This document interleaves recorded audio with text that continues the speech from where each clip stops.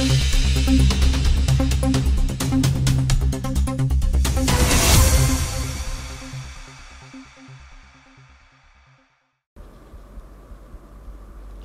Berita kembali hadir di hadapan Anda dengan berita terkini, aktual, dan terpercaya. Bersama saya Adam Chandra dan rekan saya, Zafira Azara, yang telah merangkum informasi untuk Anda pada hari ini.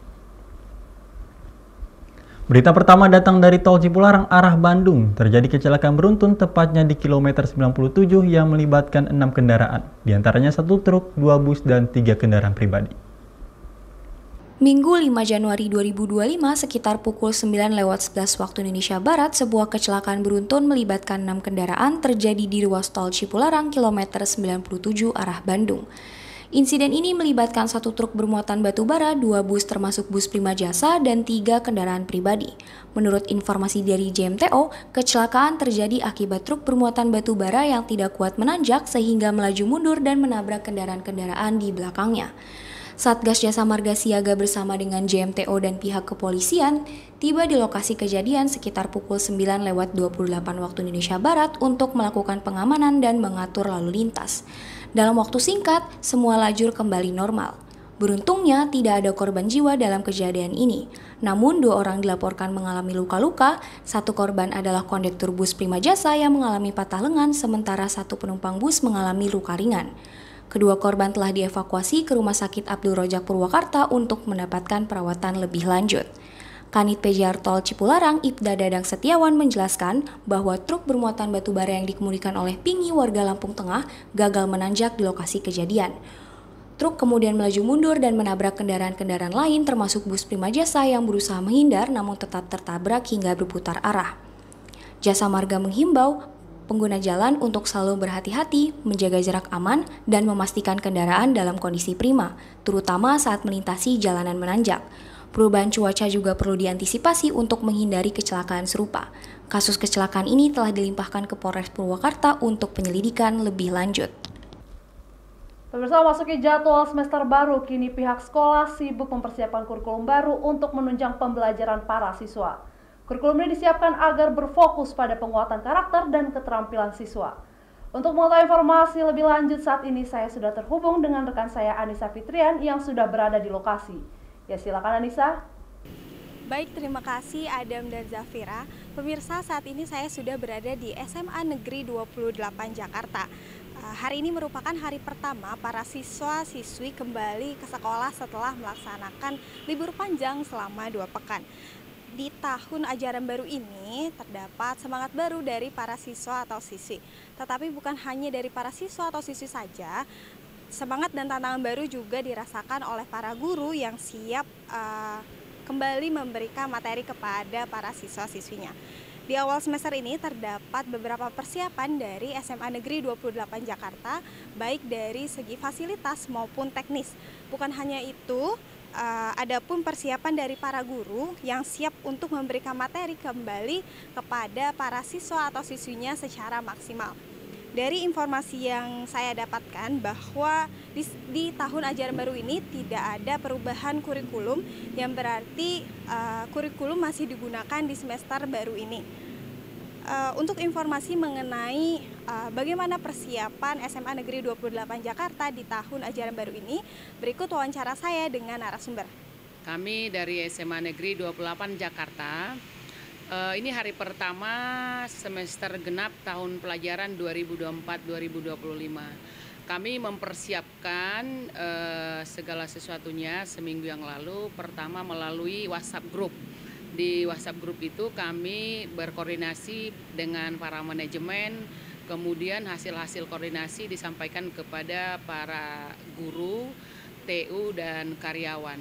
Adapun yang dipersiapkan, misalnya dalam perencanaan pembelajaran, memastikan guru-guru sudah mempersiapkan bahan ajar, kemudian untuk para karyawan memastikan ruang kelas, sarana, fasilitas semuanya sudah siap, bersih, dapat digunakan, tidak hanya kelas tapi juga layanan-layanan ruangan-ruangan lain seperti kamar mandi, masjid, tempat ibadah, perpustakaan, semuanya yang bisa mendukung supaya murid-murid dan Bapak Ibu guru begitu hari pertama ini bisa menggunakannya dengan baik. Perubahan kurikulum sampai saat ini belum ada perubahan karena memang struktur kurikulum yang kami gunakan tetap menggunakan lanjutan dari semester ganjil. Karena ini kan semester genap, tahun pelajaran yang sama. Kalau sampai saat ini tidak ada perubahan kurikulum, yang mungkin berubah adalah strategi pembelajaran. Di mana menurut Kementerian Pendidikan Dasar dan Menengah, Kemendikdasmen, bahwa paling untuk semester ini yang berubah strategi dari kemarin itu kita sangat antusias dengan strategi Merdeka Belajar. Sekarang kita akan mencoba belajar lagi dengan pembelajaran yang lebih mendalam atau deep learning. Yang kami pastikan SDM di SMA Negeri 28 Jakarta kita pastikan ada kepedulian, kompeten untuk merangkul peserta didik. Bagaimanapun kan murid-murid kami di SMA 28 ini bukan di SMA Negeri 28 saja. Hampir semua di SMA Negeri di Jakarta ini input murid-muridnya itu sudah sangat beragam. Jadi memastikan berkualitas itu sekarang ini memang harus dukungan semua sumber daya yang ada di sekolah. Mulai dari perhatian guru, kepedulian, kemudian sarana, kemudian strategi pembelajaran untuk anak-anak murid yang bisa melayani anak murid yang beragam. Sebelumnya kita sebut dengan pembelajaran berdiferensiasi. Jadi input di SMA Negeri 28 Jakarta itu sama dengan SMA Negeri yang lain, sangat beragam karena PPDB yang jalur yang beragam. Jadi kami memastikan anak-anak kami mendapatkan pendidikan berkualitas dimulai dari sumber daya, kompetensi guru, manajemen, dan ketatausahaan bisa melayani anak-anak ini dengan baik. Yang pertama kita pastikan bahwa guru-guru kita mempersiapkan materi pembelajaran dengan baik modulnya, kemudian baik strateginya, begitu juga dengan wali kelas mempersiapkan putra-putrinya, baik melalui wali kelas dan melalui ketua kelas, diharapkan betul di hari pertama sudah siap.